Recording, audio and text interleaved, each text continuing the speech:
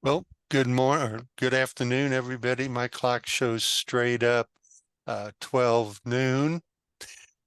We will like to welcome everybody to the I-29 Moo University webinar focusing on crossbreeding for improved health and profitability for dairy producers. A couple of notes here. First, if you'd let us know where you're from during the program, just put it in the chat box. Please be sure to mute your mics and to close off your video feed. That just conserves bandwidth for us. As we go through and you have questions, please put them in the chat box. If we have time at the end of the program, we may go ahead and allow folks to ask questions directly, but the chat box kind of ensures they're going to get answered. Today's presenter is Dr. Brad Heins. He'll focus on three-breed rotational systems, focusing on profitability, things like production, feed intake, health treatments. Those are all part of making the commercial dairy have as much margin as possible. Dr. Heins is a professor of dairy management at the University of Minnesota's West Central Research Center in Morris, Minnesota, and he conducts his research there at that dairy. They have 130 head of certified organic cows in the system, plus 160 head in a conventional grazing system. His research and extension programs focused on best management practices for production, crossbreeding of the cattle, group rearing of calves, and renewable energy for dairy production systems. In addition, he serves on the Minnesota Institute for Sustainable Agriculture Board of Directors. We're very pleased to have you join us today, Dr. Heins. And as I always say, the podium is yours. Thanks, Fred. Thanks, everyone, for joining us today. I'm going to talk a little bit about, crossbreeding and, kind of really where we started and how we've gotten to a different place.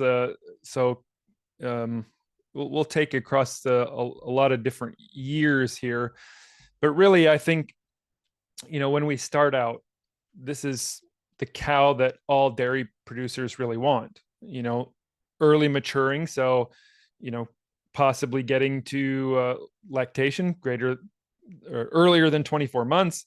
You want something that calves easy, good milk production. She has to get bred back, good udders, good feet and legs, and disease resistance. So really, you have all of these things, and it sort of turns into longevity and keeps cows around for a long, productive life. I think it's really, it's sometimes difficult to determine what the breed composition of U.S. cows are. Only 50% of the cows are on DHI milk recording. A lot of crossbred cows tend not to be on DHI milk recording, so it's probably higher than what we expect. But even, this trend is a little bit old, but you still see the trend of declining Holstein numbers, increased Jersey, definitely increased Jersey numbers, and Jersey still continues to increase in a lot of herds, especially large herds, some herds that are not on DHIA, and crossbred numbers continue to go up as well. So crossbreeding is still increasing. It's, a lot of different breeds that people are using. One of the reasons that farms and even farms that we have worked with started crossbreeding was to avoid inbreeding. This is sort of the inbreeding. If you look over the last 25 years of inbreeding of Holstein and Jersey females, in 2000, Holstein inbreeding coefficients were about 4.5%. And today, 10 10.5. So they've increased a lot in the last 25 years. Jersey has increased as well, maybe not as fast of a rate as what the Holstein has done, but it's certainly increasing. There's always been talk, if you talk to geneticists from long ago, 6.25 was sort of the threshold that nobody wanted to cross, because that's where you started to see, deleterious effects of reduced fertility, reduced calf livability, things like that. So we're way above 6.25 now. And it doesn't necessarily appear that it's slowing down at any point. So that's why we've sort of turned to crossbreeding. This is what we'll talk some about today. There's a large report on a 10-year study that we did, and it's at our website. And there's a lot more detailed information there if you want to see it. It's written in a sort of farmer lay audience, non-scientific way, in pounds and kilograms, that I worked with Dr. Hansen and Dr. Amy Hazel on these projects, and we'll be talking about some of that research today. But I first wanted to actually start with some of the research we started at the University of Minnesota. As a graduate student there, working with Les Hansen, and we really started crossbreeding in 2000, so 25 years ago, with our two research herds in St. Paul and the herd where I'm located at now in Morris. And they were all Holstein herds. And we first started using Jersey because that's what everybody in the industry was using. Everybody was going to Jersey, especially on Holstein heifers, because of calving ease. Breeding a Holstein heifer to Jersey really reduces calving problems in those Holstein heifers. So we started breeding to Jersey because of that. And after, I was working on some herds in California that were breeding to different breeds, Montpelliard and Swedish Red. So as we progressed, and I'll show you some information, we started breeding to Montpelliard in our university herds, and we were always looking for what do you breed those two breed crosses to. We didn't want to breed them back to Holstein or Jersey, because then you get some 3/4 crossbred that doesn't really perform as well as a two breed or the main breed. So we were looking for a third breed, and we bred those to Montpelliard. And then as we move forward, Swedish Red, at the beginning, now Viking Red has replaced the Jersey in sort of a 3-breed rotation that we have. So this is sort of our 3-breed rotation that we have, called Procross at the University of Minnesota, and a lot of dairy producers have this.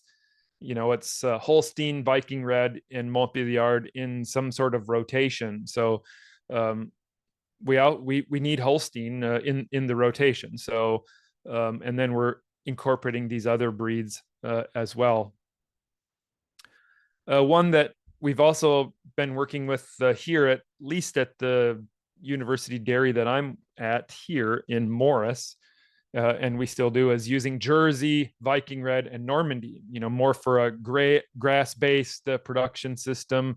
We do a lot of grazing here, so looking at less concentrate, smaller body size of cows. You'll notice there's no Holstein in this mix, so it's a crossbred of 3 different breeds.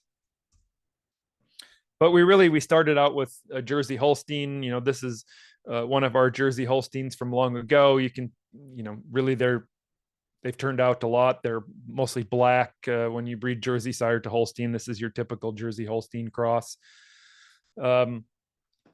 We found really good results with longevity. By the time you reach a 3rd calving, there's 64% of the Jersey Holstein crosses calved a 3rd time versus only 50% of the Holsteins.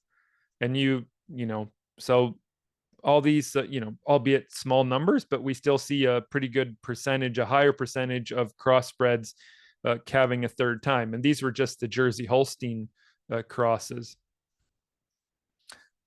this slide's a little busy, but it kind of gives you an idea about how these breeds performed as far as in first, second, and third lactation. So the Jersey Holstein crosses had less body weight. They were about 123 to 180 pounds less than a Holstein. So definitely smaller cows, about in third lactation, these cows were about 1,200 pounds. They had higher body condition scores. We know that. We see that in a lot of crossbreeding. And days open was much better, 24 to 42 days, especially in second and third lactation. 42 days, fewer days open. That's 2 less heat cycles to get those Jersey Holstein crossbreds pregnant. However you look at fat and protein, somatic cell count, first lactation, not much difference. But as those Jersey Holstein crossbreds got older, they just couldn't keep up with the Holsteins for production. Obviously, Holsteins are bred for milk production. We know that. We're willing to sacrifice a little bit less on fat and protein production for those cows. Somatic cell count was a little bit higher in third lactation, really not much difference. Probably the biggest thing that we noticed was udder clearance. So we measured all of these cows. So that's from the bottom of the parlor floor to the bottom of the rear udder. We noticed that there was less clearance in a Jersey Holstein crossbred, which really translates into having deeper udders or closer to the ground. And that can have lots of different implications. So we saw about 4 inches less of udder clearance in third lactation and second lactation. So that's certainly one thing that has considered. People, there's always been talk in farms about Jersey Holstein crosses blowing their udders as they get older. And, we have had that. I think as time has gone on, you see less and less of that. I think people are picking better Jersey bulls to use for their crosses. So that sort of led us, that was sort of the university and where we moved at the time. And we still are ongoing a lot of different crossbreeding here. At Morris, we still have Procross. We have that Gray's cross rotation, and we have about a third of the herd is Holstein as well. So we continue to do that. But this was really, kind of the first crossbreeding study in California. This was my master's and PhD work with Les Hansen. We worked with 7 dairies in Central California, and they were breeding to Holstein, Normandy, Montbéliard, and what we called Scandinavian Red, which was Swedish Red and Norwegian Red. We started working with these herds almost 25 years ago now, where we started the first crossbreeding studies. And in the end, we looked at lifetime profit. If you look at longevity, the crossbred cows were in the herd, at least 1 more year longer than a Holstein. And these were, high production California freestall herds. So you see quite a bit of increase in longevity in the number of days, which in turn helps with increased lifetime profit. We saw 50% more lifetime profit than for a Montbéliard Holstein than a Holstein. And these are just 2 breed crosses. We didn't follow any of the other breed combinations. We just looked at 2 breeds, and they were all, more profitable from a lifetime standpoint than a Holstein cow. And probably the biggest thing is we ignored health costs in this. We didn't, these farms didn't track health costs. We weren't thinking of health costs when we started that. So that sort of helped out. If you look at it from a profit per day, we sort of have to look at it on a daily basis. The Normandies are a little bit less on a daily profit basis. They had, superior longevity, probably the best in fertility in these herds, but the milk production was just less for those cows. So they just didn't quite make it from a profitable standpoint in these herds. However, you'll notice the Montpellier and the Scandinavian red cows had 2 to 3% more profit per day in the herd, 10 to 16 cents higher per day. So we really increased, profit per day in the herd for these cows, ignoring health costs. And that was probably a big consideration. One of the considerations that we were always sort of criticized on was less health costs. So we have moved on to looking at other herds and much larger. This is a herd in South Dakota, a bunch of pro-cross cows, actually from California, moved to South Dakota and are milking in large 4,000 or 5,000 cow dairies of all pro-cross crossbreds. And that sort of led us to a 10-year study that we worked with here in Minnesota. It was Les Hansen, Amy Hazel, and myself, and a few other graduate students worked with 8 high production herds in Minnesota. And basically, we looked at the rotation in different ways. We took Holstein cows, some were bred to Holstein, some were bred to Montbéliard, and some were bred to Viking Red to sort of generate 3 breed crossbred rotations in each way as part of this study. So if you look at this is first lactation cows, and I have some information in the next slide. So this is Holstein 2 breed crosses were about higher for fat plus protein production than a Holstein cow in these herds. And if we think back to California herds, they were less. We were 4 to 5% less production in the California herds. And here we're getting 2 to 3% more production in crossbred cows compared to Holsteins. We didn't see any difference in somatic cell count, but more production. Now these are some lesson. I had a graduate student, Eric Hodak, who now works for ABS Global, work on some lactation curves and really looking at persistency of lactation. And on the left, upper left is milk production for first lactation cows. You'll notice that Holstein cows do quite well in first lactation. Montbéliard Holsteins were just slightly less in sort of production across the full lactation. And all the other breed crosses, 2 breed, and these also include some 3 breed crosses, were all about the same, a little bit less in production across 305 days. The bottom left here is later lactation cows, so the older cows. So now you look, and the Montbéliard Holstein and the Holstein cows are about the same from a lactation perspective. So their production is equally the same. The other groups are a little bit less. However, this is just strictly milk production. But if you look at it from a fat and protein basis, so on the top right is first lactation cows.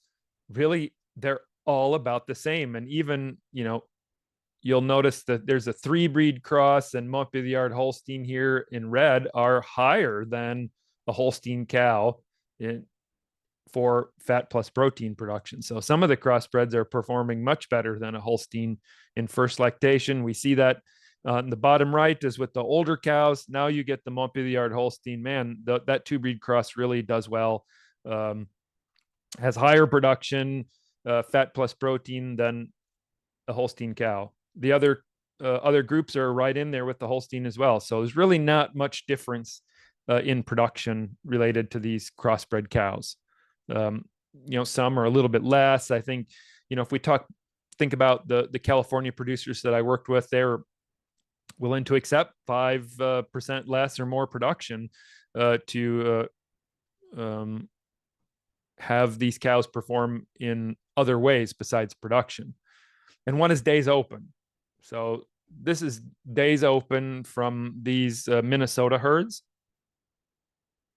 And in first lactation, you'll notice, so we got on the bottom, we've combined all 2 breed crosses together and all 3 breed crosses together. So they're sort of, this is a rotation. So in first lactation, the two breed crosses were 9 days less. In second lactation, 17 days less. In third lactation, about 14 days less. So maybe not quite as good of reduction in fertility that we saw in California with the two breed crosses, but still an advantage for fertility. Not quite a heat cycle, but almost.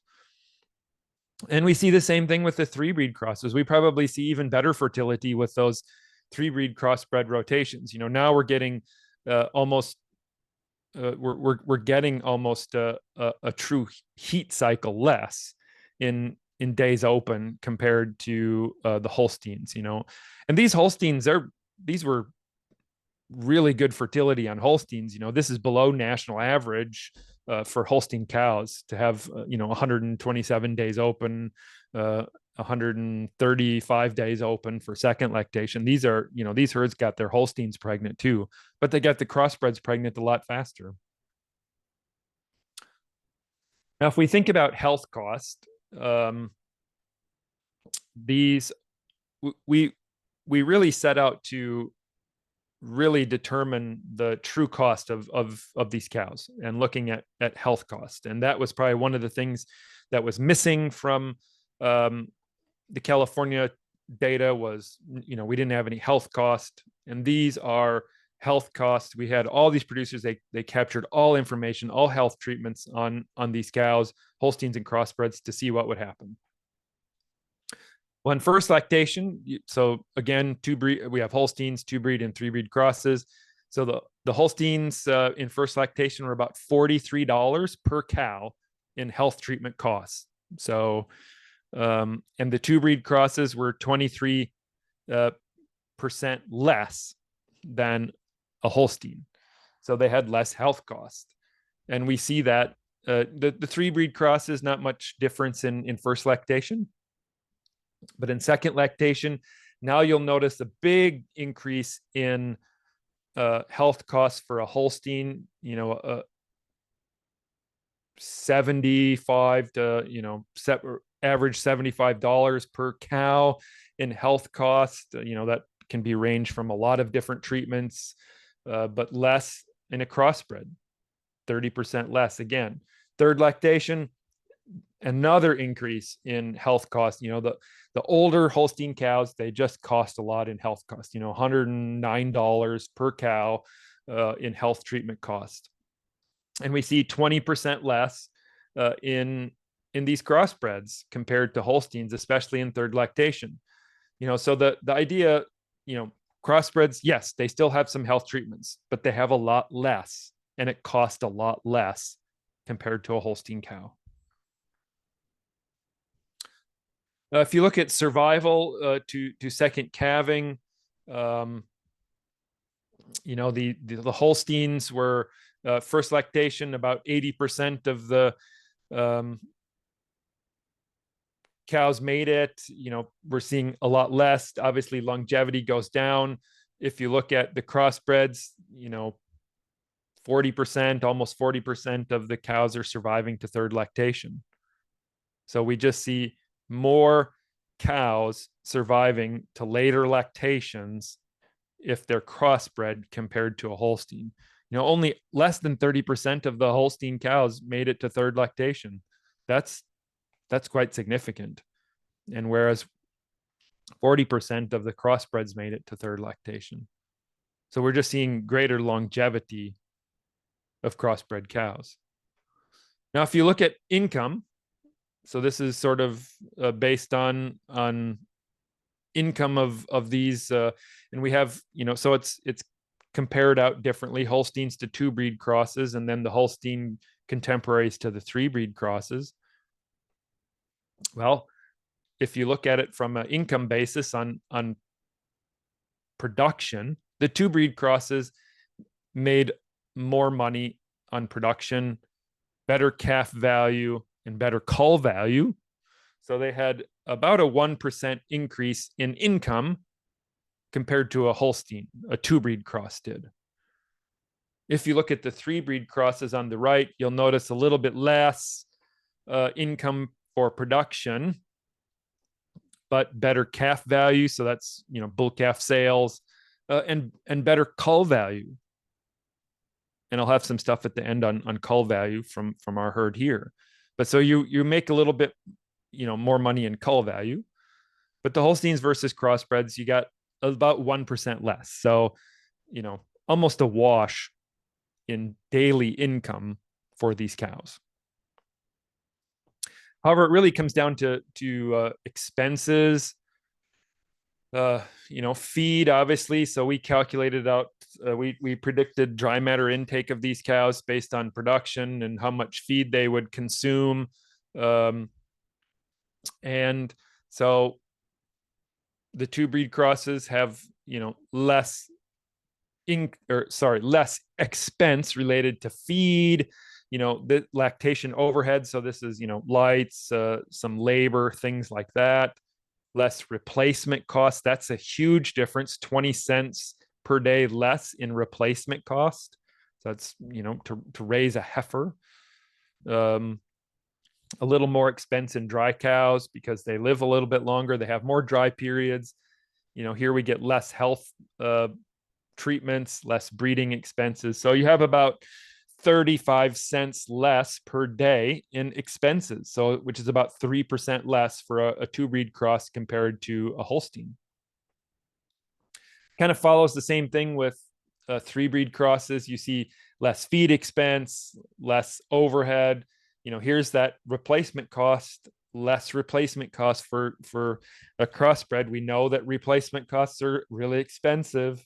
So you have less replacement cost because you can get them pregnant faster, even as a heifer, and they eat less, less health treatments, less breeding. So we're about 4% less on a three breed cross compared to a Holstein as far as daily expense. So these crossbred cows are costing less in a herd compared to a Holstein. Now, if you look at it from a lifetime profit basis, obviously at kind of a no-brainer. The crossbreds live longer, they have less health problems, so they have a greater lifetime profit. About 40% more, 30 to 40% more lifetime profit compared to a Holstein. Sometimes the lifetime profit's hard to envision. So if you look at it from a daily profit, if you compare the two breed crosses to the Holsteins, we're about 47 cents more profit on a daily basis compared to a Holstein, which is 13%. We got 4% in California, so a much greater percentage for daily profit compared to the California data. Now, three breed crosses weren't quite as good as profit, but still 9% greater than a Holstein, 34 cents on a daily basis. So those crossbred cows made more profit on a daily basis. And it really come down to less feed cost, less replacement cost, and really less health cost. Production, like I showed before, was kind of a wash. It's really based on expenses and reducing expenses for those cows. And the crossbred cows were much better than the Holsteins. So this is kind of a summary of our 10-year study.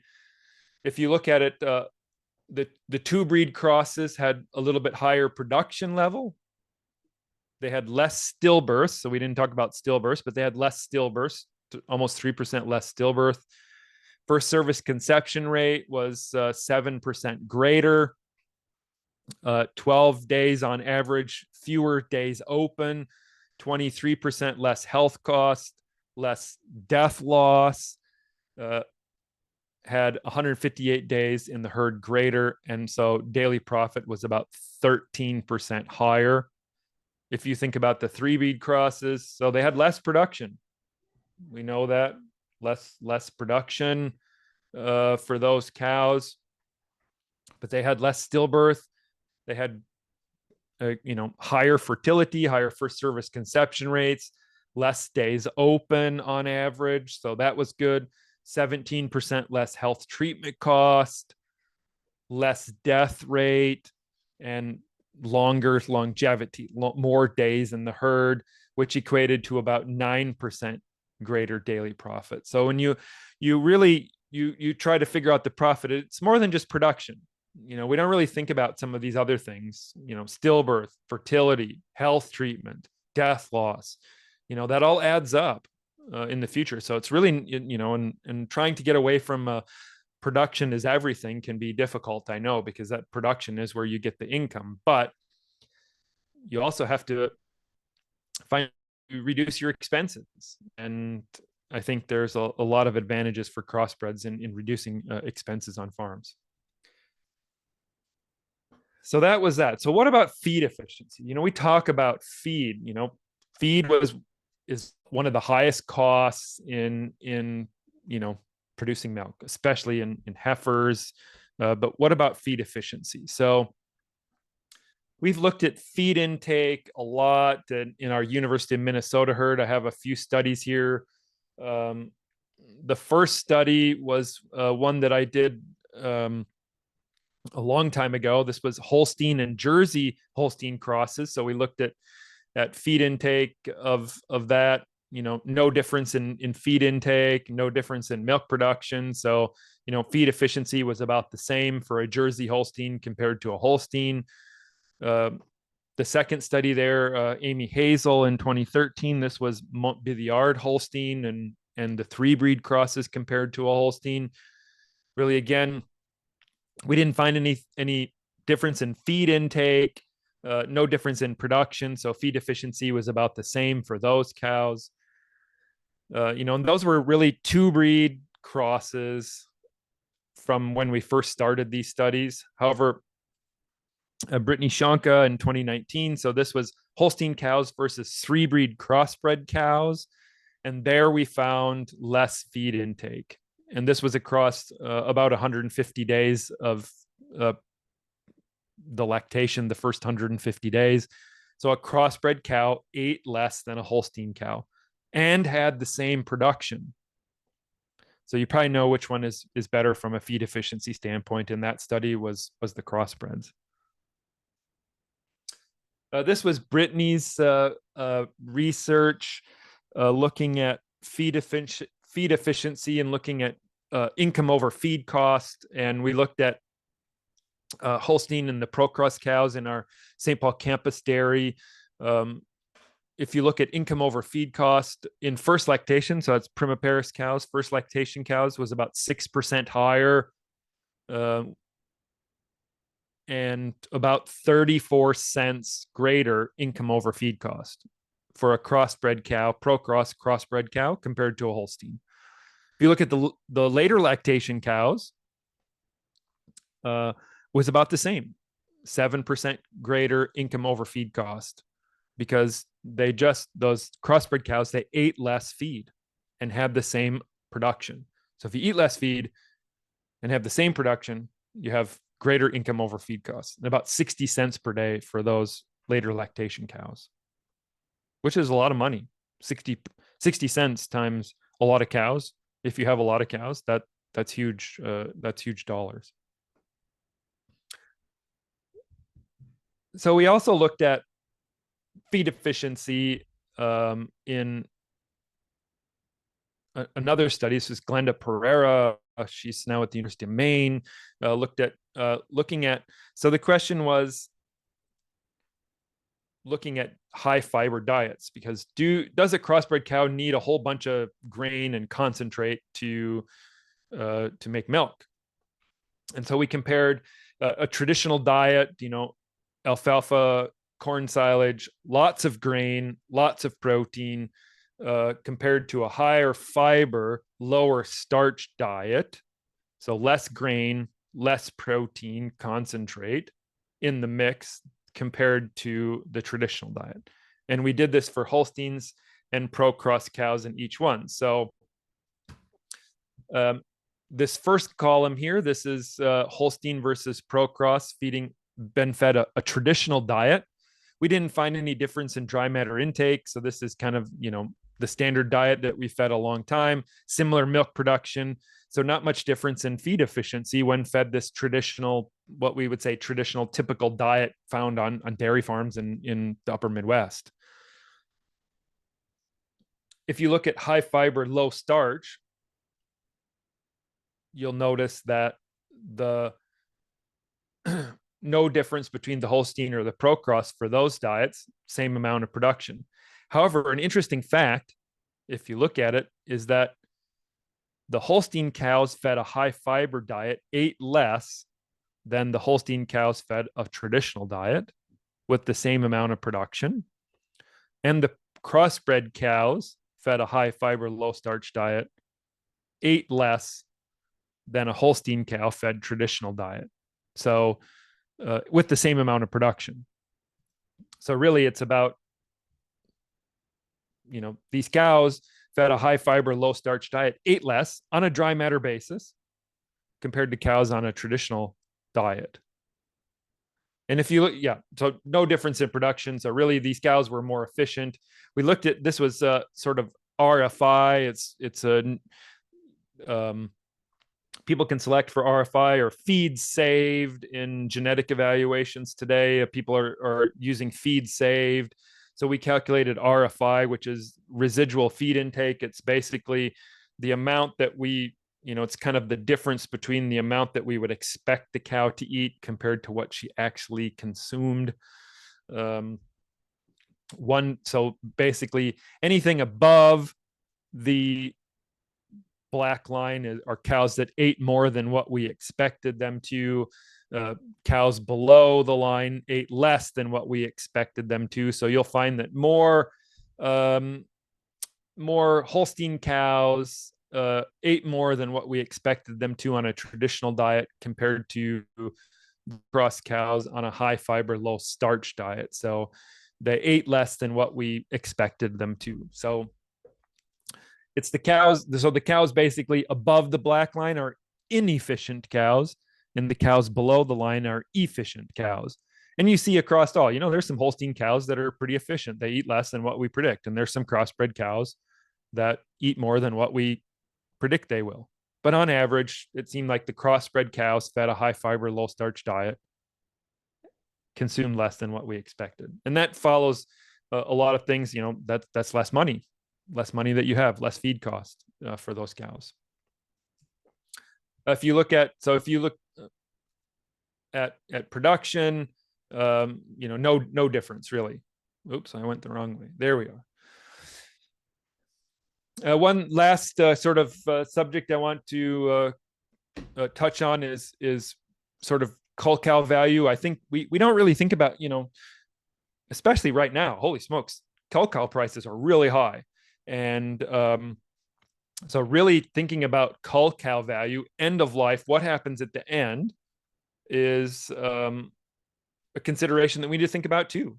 So we looked at cull cow value of Holstein and crossbred cows in our university herd here that I'm at in Morris. Had a graduate student, Sabrina Portner from Sleepy Eye, Minnesota, do this study.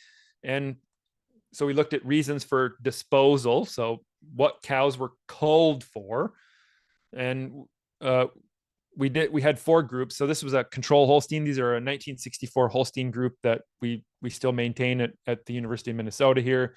We had our Grays cross. So again, that's Jersey, Normandy, Viking Red, Holstein cows, and Procross cows. Well, I won't talk a lot about the 1964 cows, but you can see that, they have a lot less cows that die, more called for low production, less for mastitis, but repro is still probably the biggest reason they're called. These Grays crossbreds, a higher percentage of them are called for mastitis. The Jersey breed tends to have a little bit higher somatic cell count cows and mastitis. So, they had a higher percentage called for mastitis. Holstein cows, 16% of them that left died. We still had crossbred cows die too, but a higher percentage of the Holsteins died. So that's loss. That's, and sometimes you have to pay for a rendering truck to come pick up a cow. So that's loss. Most of the cows, we don't call money for low production. Most of the cows is called for repro purposes. You see that with the pro cross cows too. Most of them are called for production purposes. But there's, kind of a wide range. Really, they follow a national average. Cows are called for repro and mastitis. That's typical U.S. dairy production. But we looked at cull value. And if you look at cull value, so this is body weight, sorry, it's in kilograms, but the grays crossbreds had less body weight. That's 120 pounds less of body weight compared to a Holstein cow, just because the Jersey makes a smaller body size cow. The two Holstein and the Pro Cross cows, they were about the same for body weight. But if you look at gross values, have gross values, that's what we received. Net value, that subtracts, commission, beef checkoff, trucking, things like that. But if you look at gross value, you'll notice that these Pro Cross cows had about $40 more per cow on a cull value. So this is across the 15 years. This is 15 years worth of data than a Holstein cow. So we can make $40 more per cow with a Pro Cross crossbred than a Holstein cow. Maybe a little bit, significantly different here between the Grays Cross and the Holstein, but numerically $40 more there too. And our control cows, well, they just carry much more body condition, so you get a lot. You get $75 plus more for a cull value there. That's a consideration. If you're getting less money for a Holstein cow compared to a crossbred cow, that's real dollars. So it all comes down to economics. And I think, that's probably one point I wanted to stress today a lot was it's really economic value. And I'll hit one last thing. We talk about, this is the subject that's, we were at, Fred knows, and others that are on the call in extension, we've talked about beef on dairy a lot, and that's crossbreeding. I find it interesting that dairy producers, don't want to talk about crossbreeding on, with dairy breeds, but oh man, there's a lot of beef semen going in dairy cows right now, and that's crossbreeding. And we've been doing some crossbreeding there. This is a whole nother subject for another day. But beef on dairy with our crosses, we've been breeding our herd. There's no surprise. A lot of people know me as saying I don't believe that one breed is the best for all. So we've been breeding our herd to Charolais. These are average daily gains pre-weaning. These numbers here that we're seeing. So this is Charolais. These are a couple of Charolais crosses. Some are red, some are these mousy colors. We get Limousine. I've bred to Hereford and Simmental. Angus as well. So we see pretty good growth rates across all of these different breed groups. Pre-weaning, we've been feeding some out here at our research center. Hereford, I saw pretty good gains on a Hereford cross. And nobody wants to talk about Hereford, but we've been breeding to Hereford, and you get some pretty good gains. So really, it doesn't, the take-home message is I don't think it's all one breed. Obviously, black hide drives everything. We know that, but I think that you can still make money, and probably the same amount of money, by breeding to some of these other breeds. Time will tell, and we're going to feed these out and see what happens. So what about breeds? I'll talk the last few minutes that I have, kind of some advantages, disadvantages of breeds. So obviously you have Holstein, and we have Holstein in the mix. We need Holstein in the mix because she contributes high production. This is actually a cow at our university herd here in Morris, a nice 2-year-old Holstein cow. What about the brown breeds? So we think about Jersey and brown Swiss. There's a lot of Jersey semen going in Holstein heifers and Holstein cows in the US. She's good for calving ease, increased solids, low maintenance cost, increased frequency of black. That's probably best for lameness. But udders still can be a problem in using Jersey in a crossbred system. We talk about reduced value of bull calves. That's still a consideration. What do you do with a Jersey cross bull calf? Because it's smaller and it's reduced value. And possible increased somatic cell cows in milk. So, Jersey has its advantages, but there's some negatives too. And I'm a Jersey guy. I don't like talking about negatives of my breed, but we know that. Brown Swiss, high production. We've seen, these herds in California that we worked with, they started with Brown Swiss as well. And those were great cows, high production, terrible for fertility. Probably one of the worst crosses for fertility, but high production, high solids in milk, great feet and legs, low somatic cell count. But, they're big cows, increased body size. Calf mortality was an issue. And the Brown Swiss calf feeding issue seems to sometimes happen in the crossbreds. So, these are things that we hear about from crossing these different breeds. But what about the red breeds? So there's Norwegian red, Swedish red, Finnish Ayrshire. So this is, we could talk about Danish red as well. They're medium-sized cows. They got great production, high protein, good fertility. These cows have been selected for fertility in the Nordic countries. Good calving ease, kind of like a Jersey, really. That low calving ease, no big issues with breeding a Viking red to a Holstein heifer. Low somatic cell count, high resistance to mastitis. They've been selected for that. Long productive life.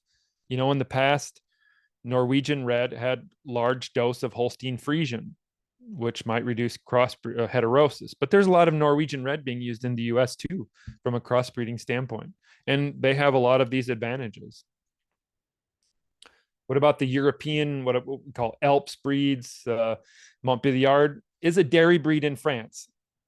It is not a dual purpose breed. It is a dairy breed. There's a lot of Montbéliard cows in France, a lot of Normandy dairy cows in France. Normandy is not a dual purpose as well, in our sense. It's not a beef breed. They work well for low input systems. There's probably more Normandy dairy cows in Colombia than there are in France. For grazing, Colombia uses a lot of Normandy. And then we have Fleck V, Simmental. There's large numbers. This is more of a dual purpose breed. They are in their selection index. They do select more for muscularity and beef characteristics. And there's some herds in the US that are using Fleck V. But there's large numbers of Fleck V in the Alps countries. Montbéliard, Normandy's your typical cows, and Fleck V, lots of Fleck V cows. I think this, but a lot of other good dairy breeds too. Montbéliard, again, high milk and protein, good fertility, calving ease. Sometimes you probably need to select for calving ease. Once in a while, you might have a big calf from a Holstein heifer or a virgin heifer, and that can be a problem. But if you select good calving ease bulls, shouldn't be an issue. Like I said, no transition cow problems, very few, less health problems, strong resistance to mastitis, long productive life. One thing that we've noticed, especially in our herd, is you get good beef value even for the dairy bulls that are sired by Montbéliard. So they have excellent beef value, especially, like I said, the cull cows. The cull cows are pretty good from a Montbéliard standpoint. This is a typical Montbéliard cow in France. I was there and got some of these cows in their actual working clothes, and you look at that cow, she's got more body condition than what you see in cows in the US. And there's nothing wrong with that. Nothing wrong with a little bit more body condition. Normandy, again, high protein, good fertility, probably one of the better breeds for fertility. Calving ease, really good calving ease, like a Jersey. Very docile cows. If you're a grazer, they have outstanding grazing ability. Like I said, again, you can adapt to many different environments. A lot of cows in Colombia, and you get good cull cow value for the cull cows, the bulls and the calves as well. So there is an enhanced beef value at the end of life that we maybe not consider as much. Now, this is a Normandy cow in her working clothes and a dairy in France, a 2-year-old, nice little Normandy. You'll notice more body condition as well, more body condition. compared to some of the other cows. And these are our last few slides here that we have. This is a Viking Red Holstein Montpellier. This is a pro cross cows, actually from our dairy here in Morris. So this is your typical. Sometimes they can be black, but this is kind of your typical pro cross cow. This is actually this was a 5th lactation cow when we took her picture. I just pulled a bunch of cows off pasture one day and kind of broke them to lead maybe in a week, and just so we could take some pictures and to see. So this is a Jersey Normandy Viking Red. So this is what you would typically get. This is sired by Zuma, a Danish red bull, or sorry, Danish Jersey bull, but really a nice cow. Kind of looks like a Jersey, a little bit larger and pretty good udder actually in this cross. Smaller cow. Again, this was like 4th lactation cow. A Normandy. So this is what typical Normandy Viking Red Jersey looks like. You get the brindle spots, really good udder. It's the 2-year-old cow, good feet and legs, excellent cow for grazing. And last, our Montpellier, kind of Montpellier sired. You're getting a little bit more body condition. She looks, more stout, more strength in this cow, but and a super good udder on her, and really has done well. And you never know what you might get. So this is a last picture. Is it cows on grass here at our research center? When you start using some of these red breeds, especially Viking Red, Normandy, Jersey in the mix, Montpellier, you start to get a lot more red in your herd. And these 3 are all sired by different ones. So this cow on the left, this is Normandy.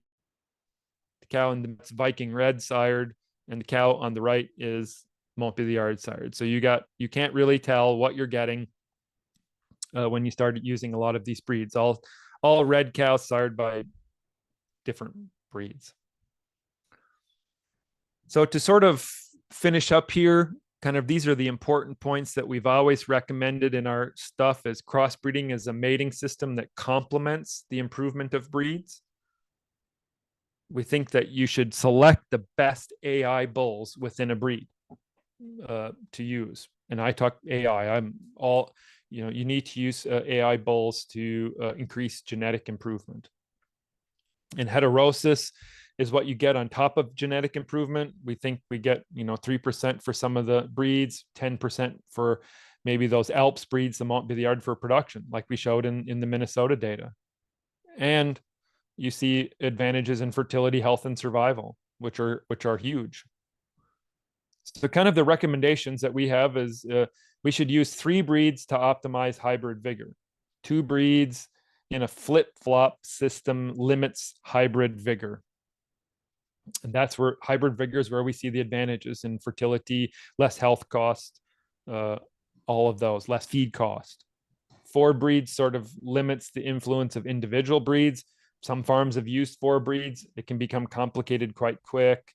But we think 3 breeds in a rotation for herds work the best for crossbreeding. And there's, like I said, I've presented a lot of different breeds today, and certainly how that all works out. So with that, if you want to know more information, you certainly can look at our website. You can email me. You're certainly welcome if you're close and want to come visit and look at all these different breeds. You can see this is our cows on pasture last fall. They're variety of colors and Holstein cows and everything in our herd. So with that, I'd be happy to answer any questions. Thank you very much, Dr. Heins. If folks would want to go ahead and type in their questions, we'll make sure we get to them. We've got a couple of questions are already in.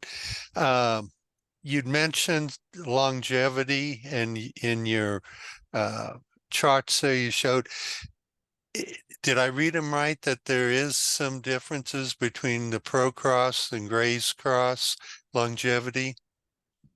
Yeah, the Pro Cross tend to be a little bit longer longevity than the Grays Cross does, and that's mostly because of probably mastitis from the Jersey and Normandy together in the mix. So, but the Pro Cross have a little bit higher longevity, but the Grays Cross still have higher longevity than a Holstein. Okay. We've got another question come in. It looked like F1 was the best. How about keeping a base of 30?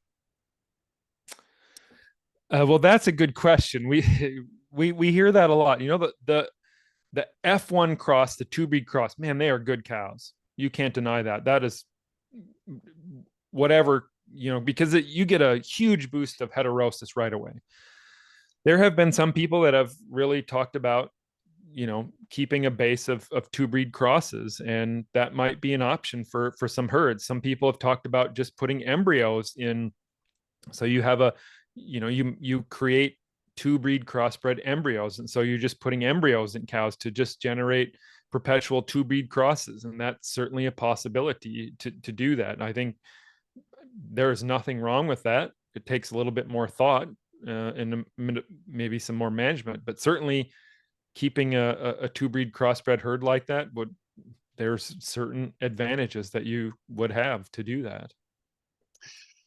Okay, we've got a question. We've seen some interest. I think some of the bull studs are even carrying crossbred sires. What are your thoughts on F1 sires? Well, I am not a big fan of crossbred bulls. You know, it's worked out in New Zealand because they've made a you know, a new composite breed, the Kiwi cross, to do that. The problem is here in the US, if you take a Jersey Holstein crossbred bull and breed it to a Holstein, you're not going to get a two breed cross. It depends on what genes you get from that crossbred bull, and um, you might get all Jersey, you might get all Holstein, uh, or if you have a two breed Jersey Holstein cow and you breed it to a Jersey Holstein bull, well, you're not going to get, you could get a 3/4 Jersey, you could get a 3/4 Holstein. You're just not sure what you're going to get when you use those crossbred bulls.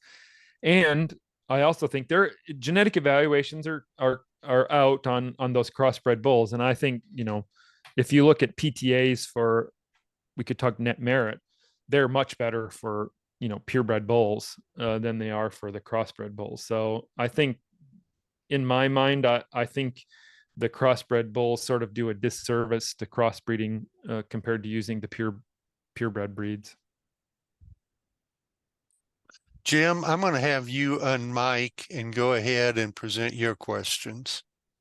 Well, Brad, you know, there's some people in Minnesota that are, excuse me, that are kind of using a three breed cross, but they're putting Holstein in every other generation because they just like that Holstein. Do you have any thoughts and opinions on that? Yeah, I think it's certainly a possibility. I think one of the probably disadvantages of that is that we see less hybrid vigor. And that's what we're really trying, when we do crossbreeding, we're really trying to capitalize on hybrid vigor to, you know, capitalize on, you know, reduce fertility, or not reduce fertility, increase fertility, reduced health costs, those type of things. And I think if you're adding Holstein every other generation, you just don't get the hybrid vigor that you would by using it in a rotation. So I think it's sort of, yes, it's crossbreeding, but it doesn't really work as well because the breeds aren't necessarily complementing each other that way. And it's really about complementing each other, all of the breeds in a rotation. And I think, you know, if you're using Holstein every other generation, you keep a higher percentage of Holstein in the herd. And, you know, it'd be interesting to look at those herds and see what their data is. I would suspect that, you know, their fertility, health costs, all that stuff isn't quite as good as what you get when you have three distinct breeds. Okay, we've got a couple other questions that have come in. Is there any benefit to the fourth breed? I know you don't recommend it, but folks who are doing it, do they support there is a benefit? You know, if you actually look at average heterosis for you know, across that, if you use four breeds, you're going to have a higher extent of heterosis in the long run by using 4 breeds than you would even with 3 breeds. So there is advantage to using 4 breeds from a hybrid vigor standpoint. The problem is it becomes complicated trying to figure out, so you have, how do you manage 4 breeds in a rotation? When you go out to a pen and you want to breed cows and you have to pick 4 different breeds and it can get complicated quite quickly trying to maintain a rotation with 4 breeds. That's a difficult, issue with crossbreeding too, is you want to go into a pen with if you're breeding 50 cows one day, you want to use one breed across everybody or one sire and make it easy. So it's really about making it easier. And I think 3 breeds is you can make it quite easy. 4 breeds does become a little more complicated to maintain the rotation. And I know this. The herds in California that I worked with started with a 4 breed rotation later on, and it just became too complicated. Jim asked, at what point is inbreeding really going to be a problem in our industry? I think it's been a problem for a long time, Jim. With reduced fertility, increased stillbirth, all of that, it certainly has been a problem. I think we probably, some of those effects are even masked now, where we get cows that are pregnant and then, 60 days later in a preg check, she's, sloughed the embryo, things like that.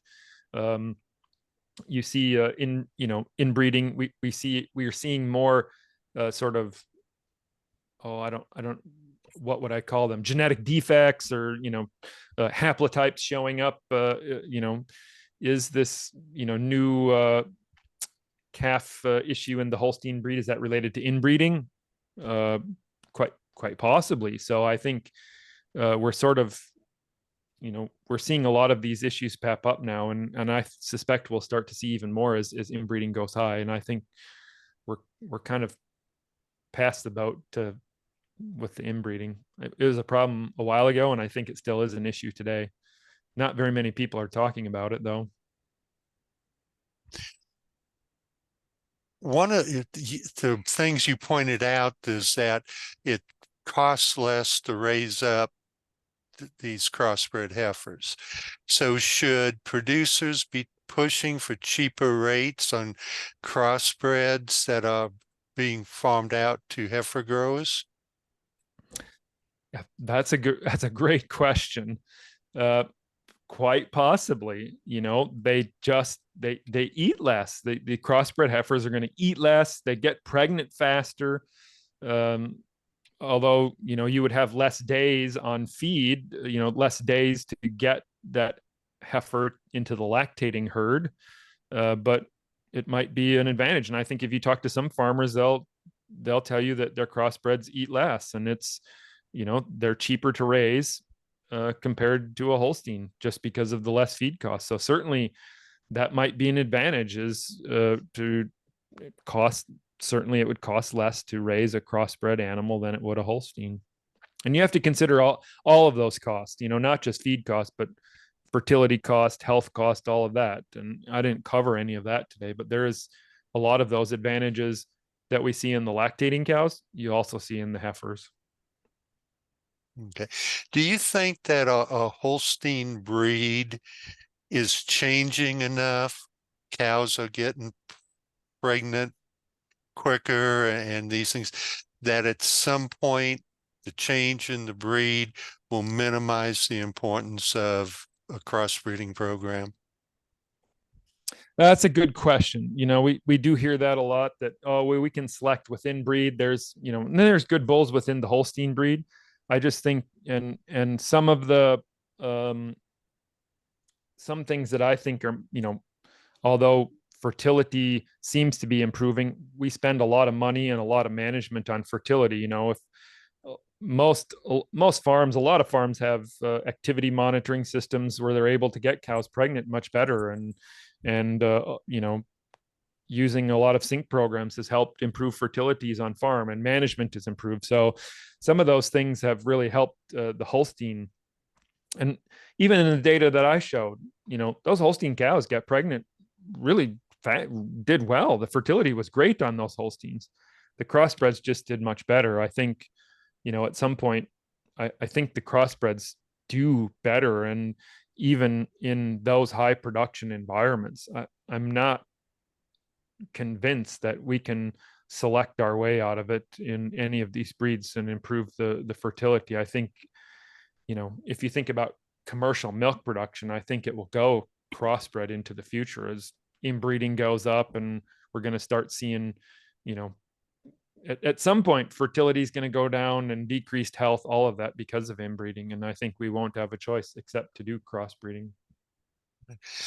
Well, our lone milking shorthorn fanatic is going to ask, have you ever put milking shorthorns into your crossbreeding system? We have not. We have not put milking shorthorn into our crossbreeding system.